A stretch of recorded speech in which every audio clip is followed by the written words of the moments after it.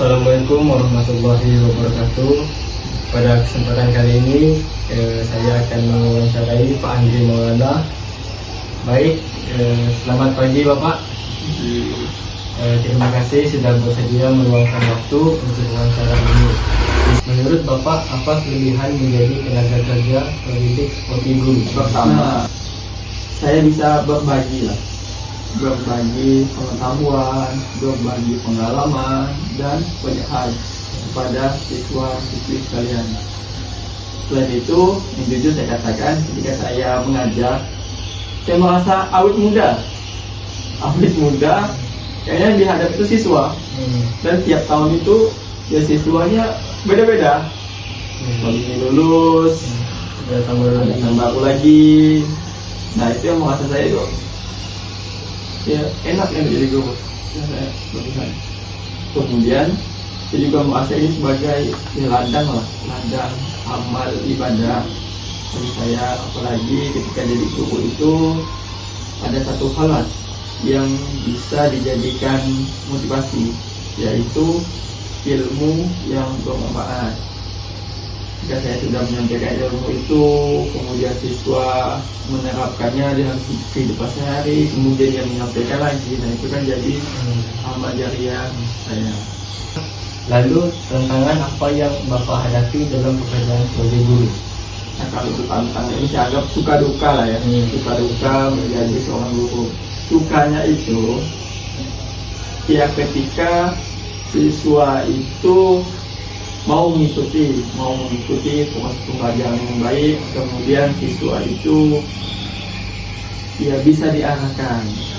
Nah, kadang-kadang ya tantangan lah ya, tantangan siswa yang tentu saja itu siswaan yang bolos, yang melakukan ya saya nggak remaja, pelanggaran aturan di sekolah, itu tantangan.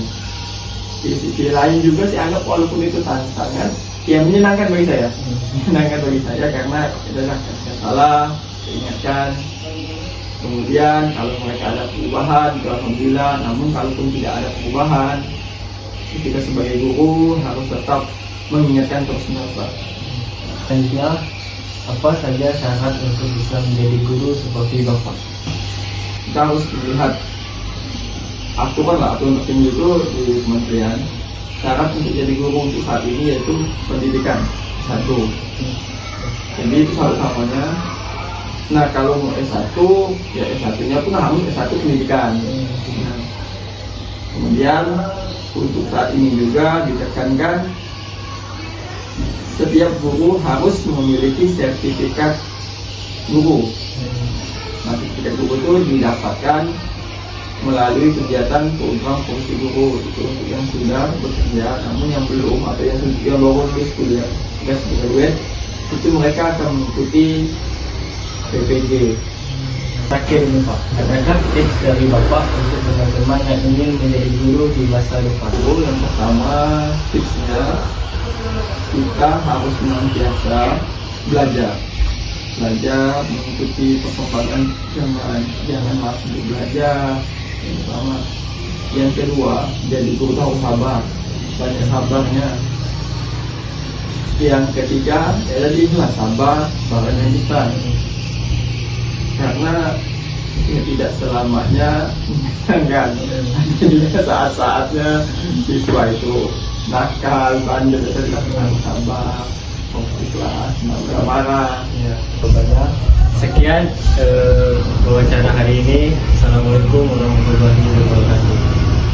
Selamat pagi Pak. Ya, pagi. Terima kasih sudah bersedia meluangkan waktu untuk wawancara ini. Menurut Bapak, apa kelebihan menjadi tenaga kerja terdidik seperti guru? Kalau dalam pegawaian, kalau jadi PNS guru atau SN guru gitu, menurut saya itu lebih enak gitu, karena statusnya fungsional ya. Kalau di jabatan itu bisa sampai 4A gitu ya, kalau selama menjadi guru gitu. Dan kalau guru itu kenapa lebih memilih guru daripada misalnya kayak PNS atau ASN lainnya, itu kalau guru itu punya masa libur gitu. Ketika siswa libur, guru masih ada waktu istirahat gitu. Lalu tantangan apa yang Bapak hadapi dalam pekerjaan sebagai guru? Untuk saat ini, karena dalam beberapa tahun ini kurikulum terutama ada perubahan karena itu disesuaikan dengan kebutuhan dan perkembangan zaman, itu yang menjadi tantangan. Cuman selama kita sebagai guru memiliki dan ingin terus belajar, maka saya rasa itu bukan menjadi tantangan, tetapi menjadi sesuatu yang memang harus dijalani sebagai seorang guru. Apa saja syarat untuk bisa menjadi guru seperti Bapak? Saya belajar atau menjadi sarjana di bidang guru begitu, karena biar lebih spesifik, misalkan guru apa di bidang materi atau pelajaran apa, itu biar lebih spesifik dan nanti biar tidak bingung. Dan yang jelas, jadi guru itu harus banyak belajar, karena guru itu diibaratkan sebuah gelas, sebuah teko gitu. Kalau tekonya kosong, tidak bisa menuangkan apa ke sebuah gelas. Adakah tips dari Bapak untuk teman-teman yang ingin menjadi guru di masa depan? Belajarlah dari saat ini, yang menjadi siswa. Kalau yang masih jadi siswa, kalau sudah jadi mahasiswa, banyak belajar dari guru-guru yang ada. Intinya guru itu harus belajar, bukan hanya ketika selesai misalkan S1 tentang keguruan udah berhenti belajar, tidak, tapi setiap hari seorang guru itu harus belajar. Oke. Terima kasih banyak untuk Pak Rocky atas waktu dan jawabannya. Oke, sekian wawancara dari saya. Wassalamualaikum warahmatullahi wabarakatuh. Selamat pagi Bu, terima kasih sudah bersedia meluangkan waktu untuk wawancara ini. Baik, menurut Ibu, apa kelebihan menjadi tenaga kerja pendidik seperti pengawas? Seperti perawat, yang pasti karena tadi terdidik berarti kita melakukan tindakan profesional ya Kak ya. Jadi setiap tindakan belajar berdasarkan atas SOP, ada SOP-nya, kemudian setiap tindakan harus terorganisir, terencana supaya tepat sasaran. Lalu tanggapan apa yang Ibu hadapi dalam pekerjaan sebagai pengawas?